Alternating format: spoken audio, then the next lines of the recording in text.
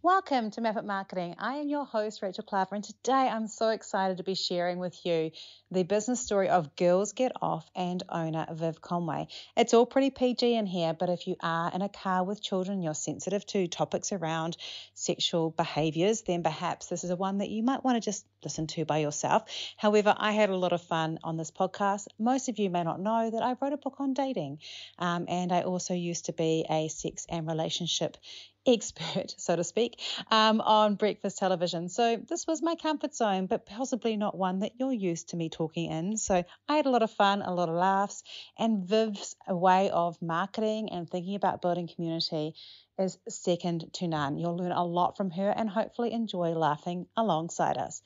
Let's get started. Welcome. This is Map Marketing, and I am your host, Rachel Klaver.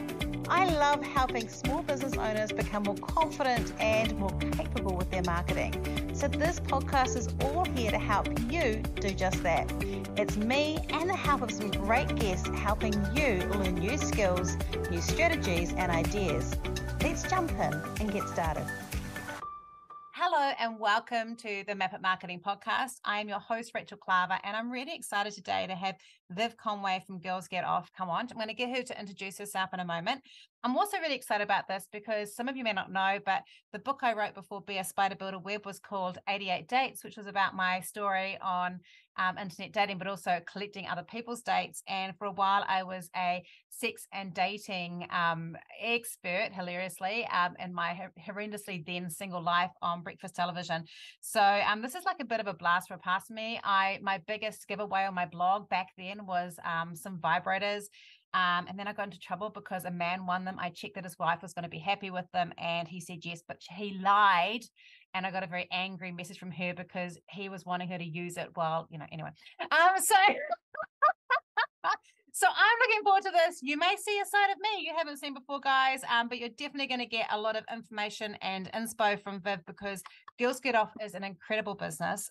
If you want to ask questions from today or talk about it, come and be part of the Map Marketing Facebook group. And let's start talking to Viv because I honestly feel like I'm going to thoroughly enjoy this conversation, especially when we start talking about vulva costumes because I'm a big favorite fan of any costuming and business marketing. All right. Viv, welcome to the show. Thank you so much for having me on, Rachel. And I did not know that about your past. It was actually a really awkward thing because he won it because it was like a draw and then his name came up and all the other women. And I said, I need to double check that your wife is going to be happy with this because I'm telling you now that if I had a partner who just gives me like a sex toy and then wants me to use it, I'm going to be like, what the hell are you giving me this for? We haven't talked about it. And it's like, no, she'll love it. And then I got this email from her and she was not happy. And I was like, I checked it with him, talked to him. Oh no. Yeah. Well, that First is golden not a good rule. situation to be in. Don't give a sex toy to someone unless you discuss whether they think they're going to be interested in it or not. And I mean, we talk to a lot of sex therapists, sexologists, and I mean, ultimately, everything in that realm comes back to communication, right? It sounds like there are a few gaps in that relationship. Yeah, there were definitely gaps which were highlighted by that guy doing that. And then I was kind of grossed out that he had thought that it was going to be okay somehow. So anyway, so now tell us a little bit about you're currently, are you in Gold Coast right now or in Sydney? I'm literally right now recording from the Gold Coast, yes. but I live in You've Sydney. Relocated to Sydney. I have. It was I think we talked just before the podcast started recording. It was a feeling for me that I had a few years ago. And then just after COVID, it was like, right, it's time to go. It was more of a life choice, but we are expanding Girls Get Off to Aussie, and it is amazing to be on the ground to understand the trends, why people are making the decisions that they do, who they're following on Instagram. I'm currently in the Gold Coast for a conference called Retail Fest, so they bring in all these e-commerce merchants or specialists and all these vendors which provide solutions. And it's been amazing to meet people, and you just don't get that experience. All the barrier is so much higher to meet these people from New Zealand. So, for example, flights were like $140 return to Sydney, like from Sydney to Gold Coast. I'm like, I can't even fly from Auckland to Tauranga for $140 the week before. Yeah, so it's it does like make the it accessibility. easier. I think too, there's just that whole thing around the population size. Like I'll often talk about Facebook advertising, like in New Zealand, and I go, hey, Facebook advertising is designed for a small audience in America, which is 1 million people. We have 5 million people in New Zealand. So when you learn from an American, it's not going to work in New Zealand because the audience are wrong. Then you get to Australia and you have those $5-6 million, $6 million people cities. And suddenly you go, this city, like Sydney, I think is 5 million. I think it is. It might be more or less. Yeah, it's 5 million. It's the same population as New Zealand. It is. It's incredible. You can get everything delivered. Everything I thought was going to be a pain in the neck has actually been the opposite. For example, public transport. I thought, how am I going to go from living in Mount Maunganui and driving 10 minutes down the road to sitting on a bus or a train for like 40 minutes to get to work? But it's been the best thing ever because you're so productive. I'm not distracted by driving the car, and I can do my emails before I even get to work. That's just and they one come example, on a regular basis, not like where I'm close, where it's like you miss your bus and it's like, oh great, another hour and 45 minutes to the next one. Yeah. So it's so much easier. So true. So tell us about Girls Get Off. Give us a bit of a rundown about Viv and why you got started with it, and what made you decide that you were going to bring a pleasurable experience to the women of New Zealand and Australia. Totally. So I guess I'll give a little brief rundown on like even a little bit before Girls Get Off, because I guess it gives some context as to why Girls Get Off has kicked off in the way that it has. So I started my first business at uni that was selling some sportswear. From that, learned how to grow Instagram accounts and market them. And a friend was doing the same for her like content creator channel. We started getting asked more questions about how did you do that? How did you grow? And so that formed into like a social media agency. So that's what I've been doing full time since probably 2017, and had clients since 2016. So I'd been in the marketing space for a little while, and I think was like quite on the edge of especially Instagram marketing. And then fast forward to 2020 when the lockdown was happening.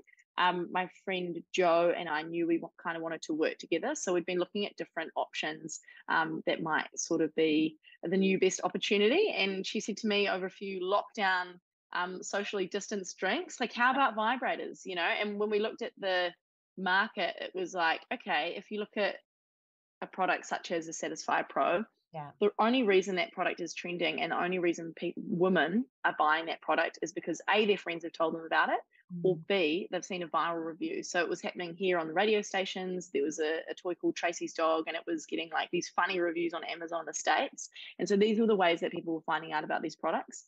No one was actively marketing these products in a way that was like skincare or like any other product that we buy. You know, you've got people using influencers for everything under the sun, but no one was doing it for sex toys.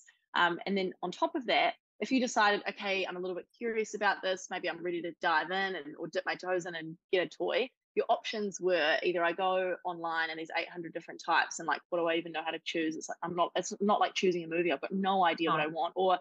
And there's names like the Dong Blaster 3000 or the King Cock, and you're like, that does not make me feel like normal. They do feel scary, right? Some of them sound like super scary intimidating names. They look scary. Yeah. And you know, and they often have been in the past. I was listening to a podcast from someone else who designs vibrators in the States, and she said that one of the things I found really fascinating, it was a David Farrier podcast. I don't know if you listened to. Oh, really? Cool. One, but he did one about, I think he did one about porn, but he talked to someone who invents vibrators. But she was saying like that purple color, like that real bright purple color and stuff. Was because men designed vibrators, and they decided that they would like in like a deep purple color. Oh, and I mean, if you look at the top sex toys in the market, you've got like the Satisfy Pro and you've got like the Womanizer. Those are two of like the top brands. And I know that Womanizer is owned by a male, and I'm assuming Satisfy is too. But like, what woman is going to name like it's so the patriarchy, right? Like Womanizer, as if that's sort of the focus. And anyway. So, and the only other option from online, and there's huge sites. Which are great for people who are super experienced and they want to, you know, try something new or they know what they want, was going into a store, which again is just like not a great buying customer experience. Yeah. In Sydney, they're not allowed to be on the ground level. You've got to go downstairs or upstairs. I know. Okay. So that has totally changed. I lived in Sydney in the 90s. And my first husband, our third date was him taking me to a sex toy shop called the Toolbox, which sounds like I went there the other day. Yeah. So, Was it not downstairs? Maybe it was downstairs. Maybe it was downstairs. The toolbox is downstairs, and you've got to like walk down, and you feel like you're walking into like a cave. I was a pretty innocent person, by the way, back then. So like he was showing it to me because it was back then, like things are very different now, guys. But this was like in New Zealand, being gay was still illegal at this stage, I think. And so, or maybe it had just become legal. And so it was still quite underground, like literally underground, like the whole culture was underground. So going in there was just like, what? Like what's going on here? And it would not have been a place that I would have gone, oh, what a lovely shop. And I was like, cute. I'm in here, but I'm terrified someone's going to tell my mother I'm here. Yeah. It was just like a completely different experience. And I think something that I've actually realized around my own experiences recently is that in sexual experiences, like feeling safe is actually one of the biggest things. Well, for me anyway. Safe, yes. And so so you can relax and you can get out of your head and you can actually have a good orgasm and you can have a good time. And when you're going into a weird shop and you're talking to someone who doesn't look like you or doesn't talk like you, then that doesn't make you feel welcoming. It feels intimidating. It makes you feel a little bit dirty perhaps. And then you feel like you've got this like, it's taboo and it's a hidden secret. So we went, okay, let's like totally flip that on its head. There's one other brand at the time doing a good job of marketing it on social media. And we thought, and we can outbrand them. Like we can still do this. And so we thought, let's make a brand that's as well branded as anything else you'd buy in 2021. Let's make it unintimidating. So we have a product that wouldn't look out of place on your bedside table or in your bathroom. And let's make the marketing fun and relatable. So there were other brands at the time they'd gone like that were quite woo-woo. I mean, there's totally a place for glass yoni eggs and things like that. And then others had gone quite education and like wellness vibes, which also totally place for that. But we thought, let's make it fun and humorous. Let's wear costumes. Let's do Sunday confessions every week and like make people laugh and celebrate it and actually create something that is shareable because we're so limited by the paid advertising that we can do, so that it becomes our own content channel, and that also starts conversation. So even now, what we find is that of the people who follow us that are in relationships, they'll often be watching the content with their partner. And we can see, so Sunday Confessions, for example, is a segment we run every Sunday. People message in what they've been up to over the weekend, and we post that. We can see that if someone's been bent over the kitchen bench one week, that next week we'll have like another 3 submissions of the same thing. So people are like copycatting and they're finding like inspiration and new ideas. I can just imagine the conversations like, oh, would you be into that? Or, oh, that sounds like fun. So there's a lot more than just there's a lot more to it than just being like a well-branded thing. That's just the tip of the iceberg that makes it approachable. So can I there's a couple of things here I want to pull out of here, because there's 2 things actually that you said. So one of the things I really liked is you talked about how important it is to feel safe so you can relax during sex. Okay. So like that's totally. But what I really like is what you did is you took that and you put it in a marketing context. Because I often say to people that like your websites are kind of like, I actually recently said, your website needs to be ready for people who are ready to have sex with you right away, like wanting to make content right away. But you also need to warm up all the people that aren't quite ready for that, who aren't quite ready for sex on the first date, by giving them more things further on. Like I always say that. Yeah. But like, I feel like for you, like you kind of went, in sex, we need to feel safe so you can relax, so we can enjoy it more. Our brand also needs to make you feel safe so you can relax, so you can enjoy the buying process of our products more. And actually every brand could adopt that strategy.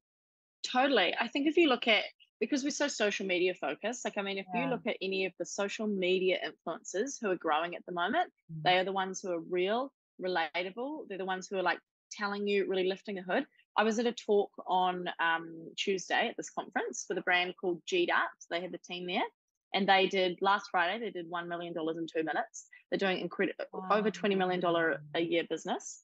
And the reason that they do so well is because they focus so much on community. And as they said, they let you in under the hood. So they had like videographers following them. Their behind the scenes is insane. And it's because they're authentic and they know they're strong on their values, and they take everyone on like the personal journey. I think one of the guys said he lost his life. One of the founder lost his license or something, and so was walking back from, I don't know, dropping his car off, or I'm not sure. And he said so he started this walk and talk series, and he said, I've just lost my license. So it's just that, like, that unpolished honesty and something that people can actually relate to, that is what is getting traction. And so that's why for us, we like be relatable to the masses. I am so excited about this, because there's a lot of people, marketers, that go out and go, you need to define your niche, and it is really important to have a really clear niche. Okay, so I think it is really important. But this is where people miss out, is they don't see that the niche is really only 30% of what you talk about. Because actually what we want to see is, we want to see that connection with the person or the people that are selling it or talking about and their thing. And that's middle mass audiences. They're not the niche. So for me, my mass audience might be all women in New Zealand, for example. That could be your, so then it's not just I'm selling sex toys. It is that whole thing around, like, here's the stuff that's funny or about us and you relate to us. And then your mid niche would be things around people that are just having sex or want to have sex by themselves or whatever it is. Totally. And then the last one is your niche would be sex toys. Totally. And I think you can reach, it's funny, I think especially as like a founder, it's really changed in the last few years, because I think there's like, oh my God, I personally would rather not be the face behind the face behind the brand. Look at all the other brands, like Instagram. Oh my God, Tash had to drag me into being in photo shoots and like, doing a podcast, and Jo's the same. So she didn't even have any photos with her kids because she didn't like photos. And now she's in like reels on Instagram, because we've realized how important it is. And I think it goes against but what if you want to like sell the business? Like, you're obviously so attached to it. But it doesn't. People often say that as an excuse, but it's not, because you can transition those people in, but they want to connect with a person. Like, we are so disconnected. I think one of the reasons that it's so important for us to be helping people with their interpersonal intimacy and sex is exactly the same as why we should be increasing our ways of sharing personal intimacy, but not interpersonal intimacy on our, I'm not talking about us all having OnlyFans accounts. But I think it is really important for us to have that intimacy there, because when you let people in, like, people out there are disconnected. People aren't still seeing a lot of people individually. So they want to know who we are. Yeah. And I think even if it's not you personally, I think I look at dessert boxes. I'm not sure if you follow them. They're another Sydney-based business. And the founders are actually not in the stories, but the staff are. Yeah. So Samantha, who is one of the founders, she will be like filming, and it's her voice behind the camera, but she's created like characters out of her staff. And even when they have staff changeover, it reminds me of a radio station, when they kind of build up characters. Those presenters have their own sort of characters, and they play a certain role every day. It reminds me of that. And if they change, then that changes. You think, oh my God, what if that changed? But it just sort of works. And so, and she's still letting the voice though, the business owner. She's still the voice. And I think that's still that giving that, like I always say, it's kind of like, to give a Christian example, it's kind of like Jesus as the shepherd. They hear your voice, follow. I always I was like, I'm trying to work out a better analogy for this, but it kind of, or maybe like it's like a farmer with their sheepdogs when they recognize the voice and they come running or something. But but you do have to have a consistent voice, even if it's shared in the group. This is really key. Okay, so you've got this thing, and you've created this amazing thing. And I also really love you shared that background, because I do think that people can look at a business like yours and go, how the hell did they manage to just nail that? But you had a lot of social media and marketing experience before, and that is the secret ticket often to making your business work quite early on, that that knowledge already, whereas a lot of other business owners are having to learn that after. Yeah, I agree. It's definitely the context. Like, I think about what I was doing when I started the sportswear brand. Oh my God, I was just like, I was so blind. Like, if I knew what I knew now then, like, wow, that would be so different. But that's the journey. That's all part of it. So I think that, going into that, we already knew, you kind of know what to look for. You had seen what's working. I've been running stuff for clients, so I could understand what was working for them and what wasn't. Jo had an e-commerce business at the time as well, so it was like a good mix of you already know which influencers convert, for example, because you've worked with them before, so you don't have to have as many mistakes there. And it just sort of accelerates that. I feel like business really is just trying a lot of things and seeing what works, and then like rolling with that, right? But the journey that it takes to find the right people who are going to deliver services, like understand where is best your energy is best spent. Like all those things are trial and error for each business individually. So if you've got like a little bit of experience, then it's definitely a leg up, but that can only come with time. Yeah, I think, or hacking it and listening to things like this. Yeah, it is. And people do, like people often apologize to me and say, oh, sorry, I haven't worked with you but I get a lot of stuff from your podcast. I'm like, that's the reason that the podcast exists. Yeah.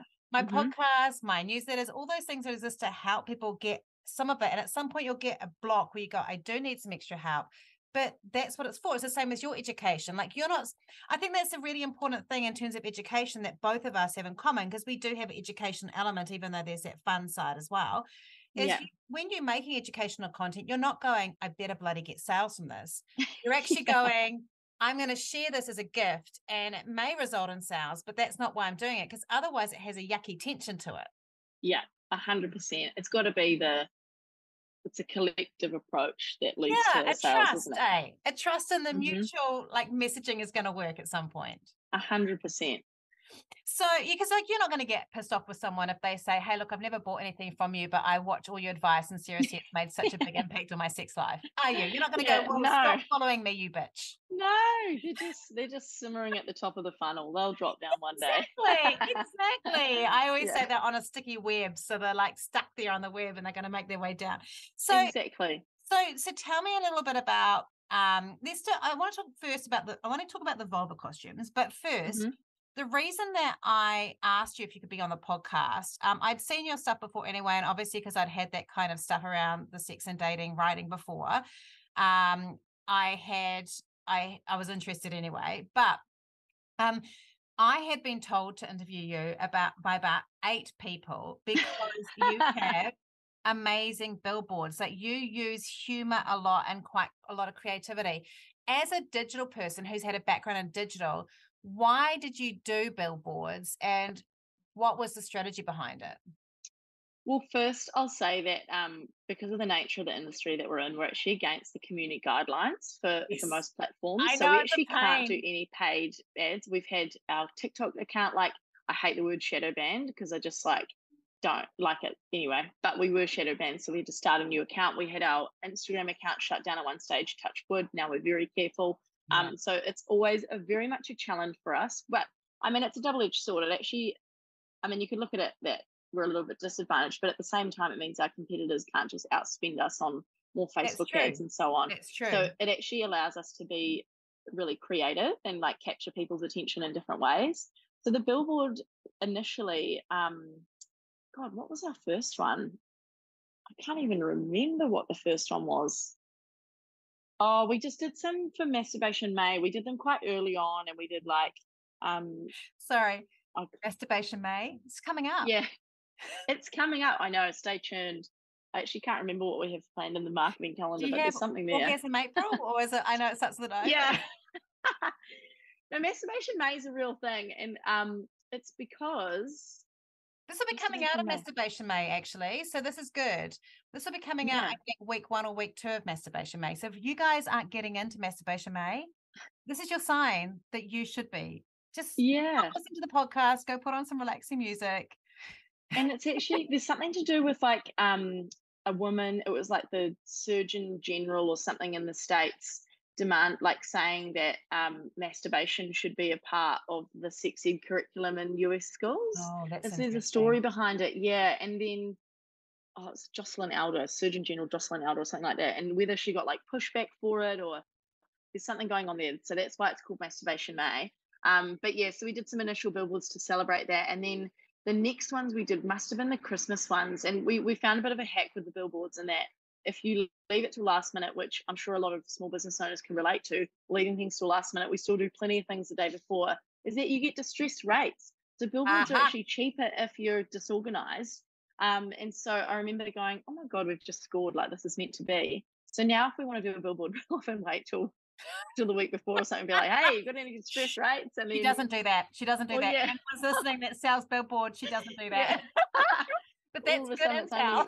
$500 for the week or something. I'll be putting that in the stuff column. Yeah. And then we did one, and the funniest story about that was there was a new billboard that popped up in Mount Maunganui, and we were like, we need to be on that billboard, and we wanted to say Christmas is coming, so can you, or something like that. Oh, yeah. Oh, no, it was just under lockdown. It was when Aucklanders had just finished their 3-month Yes, lockdown. no, that's the one I saw. And so, yeah, so we thought, oh my God, perfect example, like perfect opportunity. They're all going to be driving to the mountains, say Aucklanders are coming, so can you. And we were going to put it on this one billboard. And Gareth said to me, look, you can't put it on that billboard because the landowner is really conservative, but there's one on State Highway 2. And turns out the guy used to sell sex toys, and he said, do whatever you want. We were like, oh my God, this is amazing. Because you also have to be, sometimes the landowners are really conservative. You've got like the people who rent the space from the landowner. And so they're kind of like trying to keep each other happy. And so, we put the Aucklanders are coming, so can you. I've never seen traffic that like lines of traffic that long in that area before. It was like so perfect. And I think that's the only time we've actually seen an increase in sales from a billboard. That's amazing. Yeah, just ever so slightly. We don't normally see that, but it's actually more so because the audience on social media loves it. Like they just think it's hilarious when there's a good billboard. And then when we got complaints about it from the ASA, and that turned into a stuff article, that the audience loved that even more. Like we posted about that, and then we did another one the next week. But so that was very fun, and I think that's quite memorable for people. So even though it's not like a sales exercise, it definitely is good for the community online. Also, it's good for that brand awareness stuff. Like I think that when you've got everything else going, like I often say, unless you've got a really good budget at the beginning, don't waste, if you're a small business, don't waste money on brand awareness. But once you've got that community going and your funnel's engaged, your community's engaged, then the brand awareness is a good investment because it's just going to bring more people into that engaged community. But if you start with brand awareness and you don't have that, then they poof, they don't go anywhere. So this is the time for you to do that. Yeah. And even like our first billboards, I look back and I'm like, oh, they weren't as good as the more simple, the better, Yeah. And so there's still lots of learnings in there. Yeah, I saw, I had interviewed Laura Fever a few weeks ago. She was on the podcast that came out last week or a couple of weeks ago. But she used to design billboards. She now does packaging design. And she said that the rule was you should only have 5 elements on a billboard, and that counts the word. Oh, yeah. And I think that was actually a really good thing to actually say. She said when people go past, they can't pick up more than 5 things. No. So if you've got more than 5 words, there's a problem, for example. I like that. Good. That's a good rule of thumb. Yeah. And I didn't know that either. So I love this because I'm always learning. Yeah. Okay, so you did the billboards, but then another thing which I've seen shared many times since you've done it is the vulva costumes. Oh, yes. I think that was Jo's idea as well. She said, I think we need costumes. I'm like, amazing. That sounds great. Costumes. I like costumes. I have a goat costume. I have a goat costume. I have a road cone costume, and I have a spider costume. Plus, I also dress up as my husband and do TikToks of what it's like to work with me.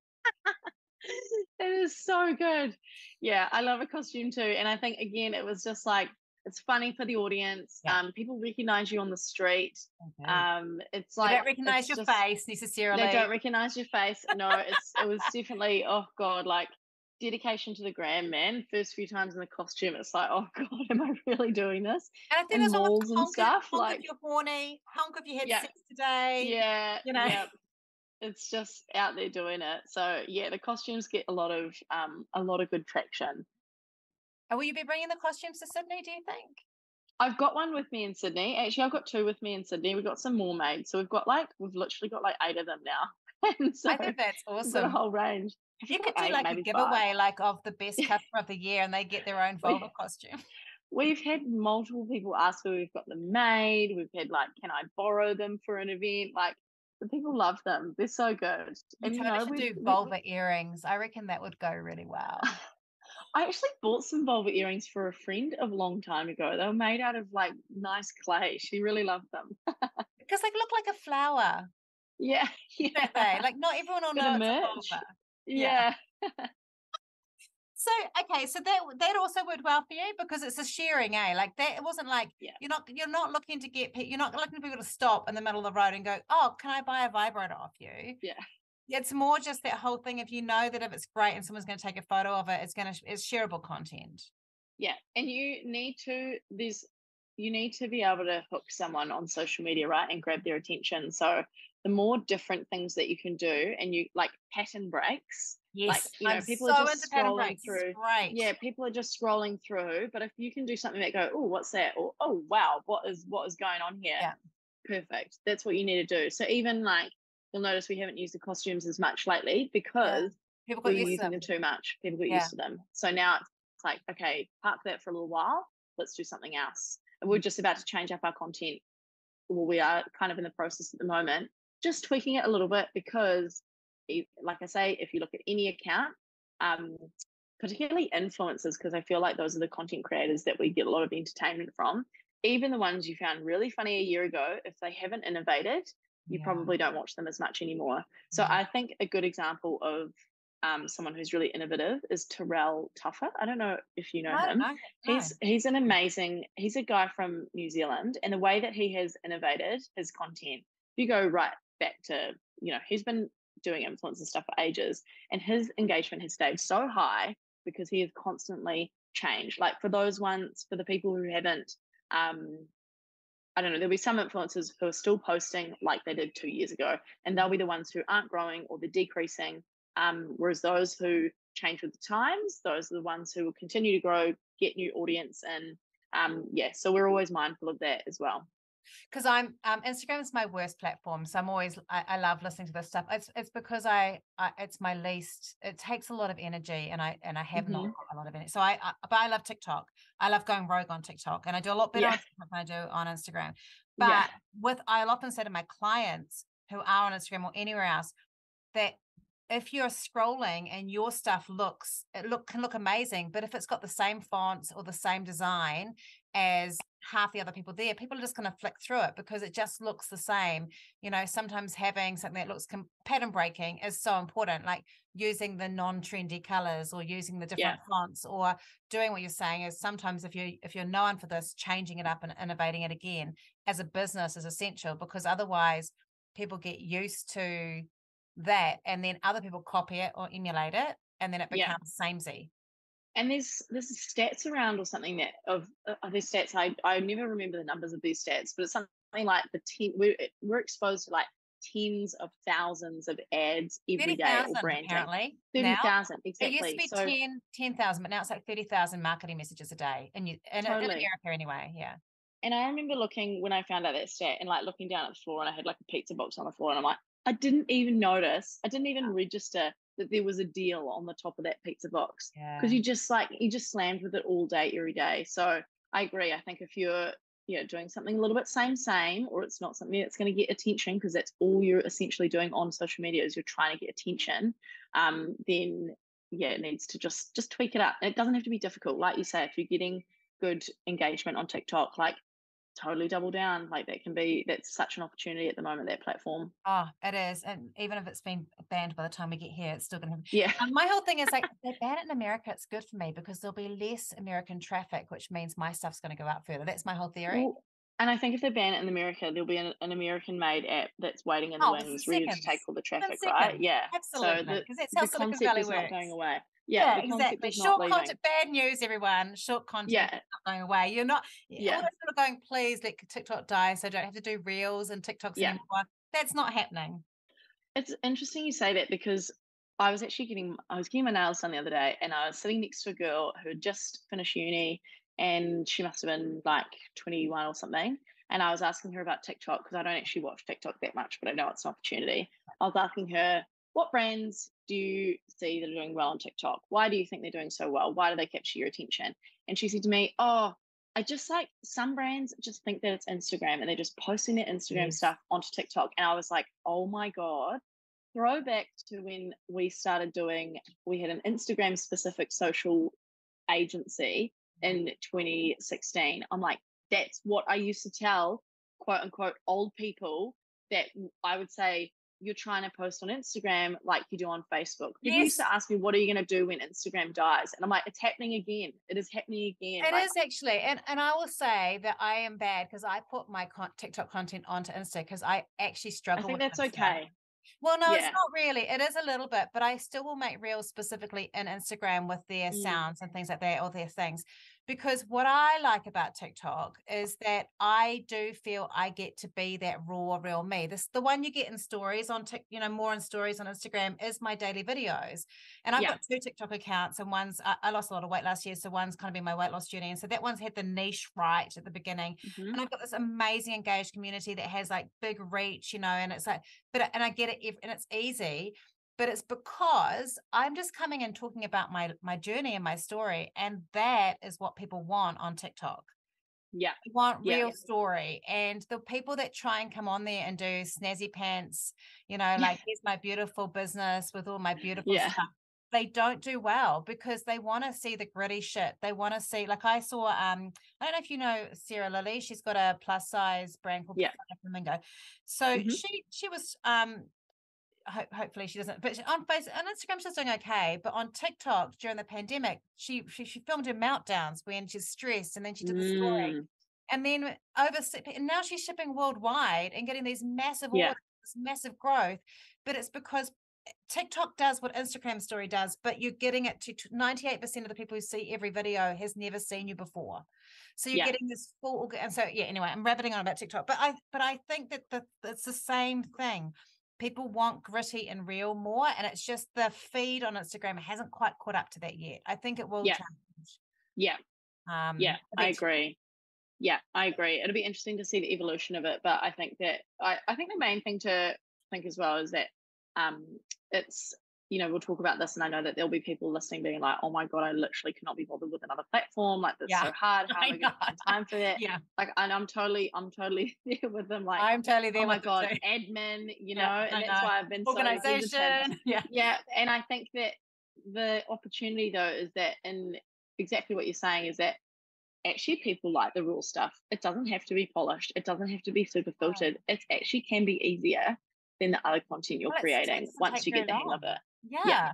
It's so good. So one thing, I'm looking at the time and going, we could have probably talked about this all day, and I know that you're really busy as well. But one of the things that I really liked, you talked about, so you flipped on its head, and you make it brand. Tell me a little bit about, like, in terms of how you communicate, because obviously there's a community guidelines and things like that.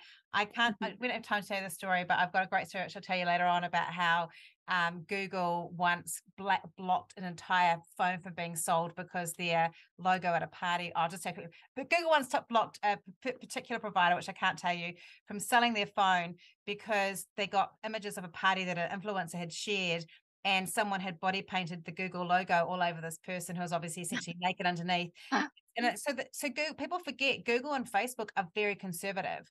Like they're owned by, like, Google was owned by very conservative people. So their rules are very conservative. So that does make it really tricky to be able to run and do what you do, and share. So that community shareable thing is really important, isn't it? Like, in terms of that confessions thing, did you start that on stories, or did you start that with your email list, or how did you start that? Yeah, we started it on stories, and we've just, like, since having a few bits of content taken down and our whole account once, very traumatic. We just now we know how to work with the thing, so we can't use and we see lots of creators that in the space that will use like explicit terms. It's the explicit terms, and it's describing the act. So even I think we actually got our account shut down because someone said something like someone slapped someone or something, and so that was seen as violent. So anything like describing the act. And so I just think about, from like, okay, machine learning point of view, what's potentially going to get flagged here. And so we'll cross words out, because with image recognition and stuff, we're just really careful. So we just cross out certain words, or even if we've had content taken down before where we've shared a story response, like question box response, and then put an emoji over top, doesn't matter. It can still tell, like, we've had content taken down. So we save it and then cross it out and then put it back up. So it actually, it actually can't tell what it is. Yeah. I almost got banned from Facebook. From my Facebook group, someone said something, and I said something like, "Oh, you little rat," as like a loving kind of thing. And I got a warning, and they said, this is the second warning, you will be banned from Facebook. And I was like, shit, this is my entire job. We have a Facebook group, and it can be really hard to monitor as well, because some people might say, men are stupid, and that will literally get it. We're like, you just get our whole group shut down. Yeah, so we and have it's to such be really careful. like, oh, my stupid boyfriend or something like that. Yeah, you're right. It can be seen as bullying, and it's the community guidelines have become really tight. Yeah. Which, I mean, it's all good. You just got to kind of play within their parameters, but yeah, it's definitely adds another little juggle to everything. And with the digital and the billboards and the costumes, has email become really important for you as well? Yeah, email. And I mean, I think it's the same for anyone, right? Like that own traffic is just so important. But even more so for us, where we have, we need to diversify our audiences because of how, risky it is. And like, oh my God, touch wood. I don't even like talking about how risky it is. But so, and we invest quite a lot in email. So we work with an amazing agency, and we kind of work off around 30% of our revenue should be coming from our email list every month. I say 30% coming from emails. That's the ideal. I've had friends who are like a friend who's actually going to come and work for us. She's like, I really didn't believe that, and then they had the same same experience where they went, oh, actually this is really profitable. And it's so neglected. So it was something that we were just always so focused on social, and then every time we'd send an email we'd be like, oh yeah, spike in sales, but it was just such an afterthought. That was so ugly. Like, it just wasn't good. That now that we've got someone to sort like the flows and the campaigns, that's what works well for us. Yeah, and can I just say, for everyone that's listening to that, that doesn't mean that Girls Get Off is sending a weekly email. That means they're segmenting, they're doing follow-ups, they're doing abandoned carts, they're doing rewards for best customers, they're doing things around people who haven't engaged for a while. I just know this is what we're doing to get 30% reactive campaign email automator, so I know. So email, to get that 30%, is not everybody sending out an email every month, every fortnight. No, it is really drilling down and really using that list well. Yeah, so I think we have our segments broken up into like people who haven't purchased before. Yes. We also have like abandoned cart emails. We have disengaged. They'll like clean the list, and we'll also have if we have a sale, we actually won't send it out to anyone who's bought in the last like however much, because we were getting, every time we'd have a sale, we'd end up with like however many customer service emails being like, I bought yesterday, can I have a refund? So we just actually we settle that down a little bit. So we sometimes we'll run sales just in the email list, and SMS is next for us, so we're just building that list out now too. So I also just want to say I love that, because I'll often tell people, don't put your sale in social, because there's a reason for people to join too. So if they join for the sale, it's really good. So, or join for bargains. And I always go, give your best work to your email list, give your best deals, give your best time. For me, it's give my best intel. So my email list gets my best stuff. My social. And so to me, that's really important, because they've invested in you by trusting you with their email address or buying from you. Yeah. And I think that like you actually don't want to, we want to stay as far away from discounts as possible, and we try to at all times. But if you do find a situation where you've got too much stock, or you need to just move something, then you can just push it to the email list. It doesn't damage like the feed, because you're not you can't see that, which there's so many bits to it. Discounting can just be so damaging, and it's just a whole different story. But if we can just sneakily pop one out to the email list, then that can often be quite good. And not everyone sees it anyway, so it's just a very small percentage. Yeah. I'm just going to say, for those of you that are my clients where I lecture that and you're listening to this podcast, it's talking specifically to you, and she said it as well as me. So please just start doing what we both say. Yeah. And it's again, like, if anything happens, you've got your email list, no one can take it away from you. Like, it's literally gold. Yes, they can. That's the thing, right? Yeah. And you can email them a lot more than you think you can. 100%. Yeah. I always go, there are brands that email me more than once a day, and I don't unsubscribe, but I open every email, but I don't unsubscribe because I love that brand. Yeah. 100%. So I'm going to ask you how people can find you and buy your products, but can we just talk briefly before we do that? Have you seen a real shift in the way that the acceptability, I guess, or the openness around talking about sexual pleasure, about women really embracing this as a topic as well and feeling more confident to talk about it in a more open way. Like I'm 51, and I think I told you on LinkedIn that I got, when I was doing the sex and dating stuff, that I got a book called 365 Sexual Positions, lent it to a friend, and it's still bloody doing the round of point share of like 9 years later. I never got the book back, but every now and again I get someone saying, hey, I think this book came originally from you, and just gets put in letterbox to letterbox, But there is like a shift, good. like there's a shift of people being more open about that, which I think is really good. Have you noticed that? Yeah, I know. Like, for example, when we first started this, like, man, we were unsure if this was going to work. I think you can be like, oh, we've done all the planning, we're pretty sure it's going to work, but we still don't know, because we knew that we'd need to like leverage other people's channels. So, for example, when we first launched the business, I reached out to 70 influencers. 4 came back saying yes, two of whom we knew already. So that is like how reluctant people were to work with us. And we still get a lot of reluctance, like especially and we get higher rates. We know that people they're not comfortable with it. When they talk about it, it'll just be a little bit like, it might not work. When we do get people who are confident about it and do want to push it, then it's incredible because no one else is talking about it. But we've certainly seen a shift of from that stage to now. People are a lot more open, for example, to working with us. Like, we don't have as much pushback as we used to.